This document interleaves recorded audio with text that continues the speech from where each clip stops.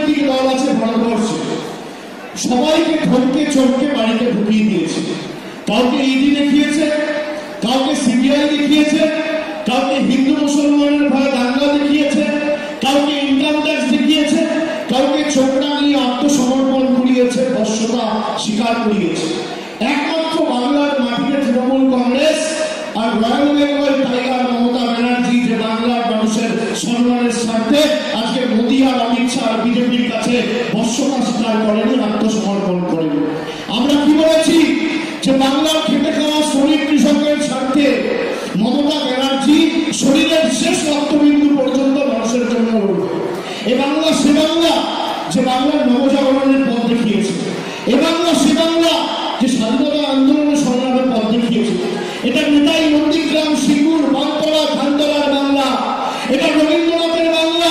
এ বাংলা সে বাংলা যেখানে ব্রিটিশরা যখন বিভাজন করতে চেয়েছিল, কবিগুরু রবীন্দ্রনাথ ঠাকুর সকলের হাতে রাখি বন্ধন করে বলেছিল, বাংলার বায়ু, বাংলার জল, বাংলার বল, বাংলার মাটি, বাংলার ফল, পূর্ণ হোক, পূর্ণ হোক, পূর্ণ হোক হে ভগবান।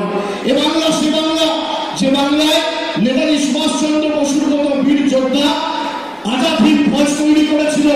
এ বাংলা সে বাংলা যেখানে সতীদাহ রোগ প্রথা রোধ করেছিলেন একজন বাঙালি, নাম তার রামমোহন রায়।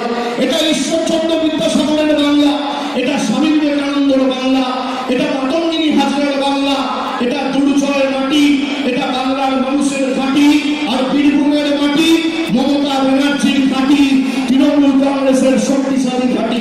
তারা ভেবেছিল যে দাঙ্গা করে ধর্মের ভিত্তিতে জয় শ্রীরাম বলে বাংলায় বিভাজন করা যায়। ভারতবর্ষে আরো বাংলা ছাড়া 29টি রাজ্য রয়েছে। মাথায় রাখবেন, সেখানে অর্থের বিনিময়ে কেউ গেরুয়া হলে বাংলা কোনোদিন অর্থের বিনিময়ে গেরুয়া হবে না। আমার মা বোনেরা এখানে বসে আছে, আমি আপনাদের জিজ্ঞেস করতে চাই, 5 বছর আগে নরেন্দ্র মোদীর সরকার ক্ষমতায় আসার আগে মানুষকে বলেছিল আসছে দিন আসবে, 2 কোটি বেকারের চাকরি হবে, 15 লক্ষ টাকা করে সবার ব্যাংক অ্যাকাউন্টে ঢুকবে। আজকে 5 বছর হয়ে গেছে, একটা সরকার অতিক্রম করেছে, ভোট বাক্স আগামী দিন খুলবে, ভোটদান প্রক্রিয়া সম্পূর্ণ হবে। আপনারা বলুন তো, একটা কথা রেখেছে, 5 বছর আগে রান্নার গ্যাসের দাম ছিল 402 টাকা, আজকে সেই রান্নার গ্যাসের দাম 800 টাকা। 5 বছর আগে কেরোসিন তেল ছিল 14 টাকা লিটার, আজকে সেই কেরোসিন তেল 32 টাকা লিটার।